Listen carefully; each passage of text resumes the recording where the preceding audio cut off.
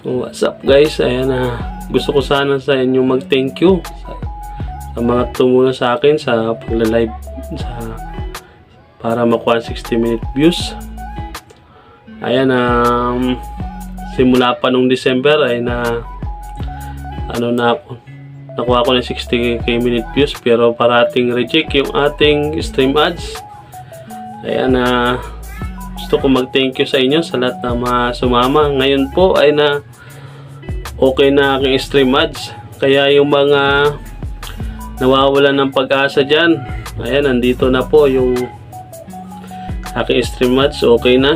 Lagi siyang reject. Gusto ko lang kayong ma-inspire na huwag kayong titigil sa hanggat hindi pa kayo namomonetize. Ayan, meron lang tayo siguro ng mga video na may mga hindi okay kay Facebook.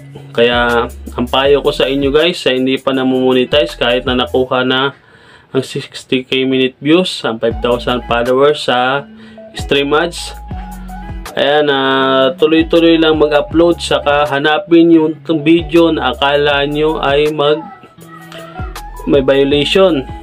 Ayan, kayo nang bahala guys ang maghanap dyan, dahil sa Reels makikita nyo rin yan yung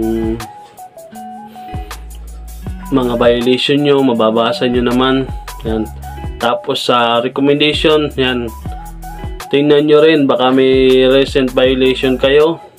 Kung may violation ka dyan nyo rin yan makikita. Ayan, sa akin guys, kala ko wala na rin pag-asa talaga yung aking stream ads na okay. Ayan, ma-aprobahan tayo.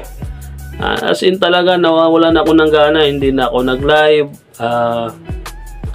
Na-erase ko na lahat, halos ubusin ko na nga yung mga video ko sa mga live. Ayan, kala ko hindi na siya mabibigyan ng monetize. Wala na ako ng gana. Gusto ko na rin sana sumuko. Kaya kayo guys, tuloy-tuloy lang para ma-monetize kayo sa stream ads. Huwag kayong sumuko. Ayan, papasaan din yan at mabibigyan din kayo. Ayan, sa akin guys, ayan, okay na. Kaya ito na yung mga tools ko. Ayan, yun lang guys. Sana makatulong sa inyo. Thank you so much guys sa mga solid supporter ko. God bless sa inyong lahat dyan.